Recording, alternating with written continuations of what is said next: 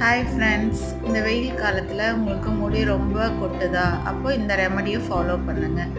சின்ன வெங்காயம் 5 to 6 எடுத்துக்குங்க. வெத்தலை 2 எடுத்துக்குங்க. சின்ன வெங்காயத்தை 1 2 தட்டிக்குங்க.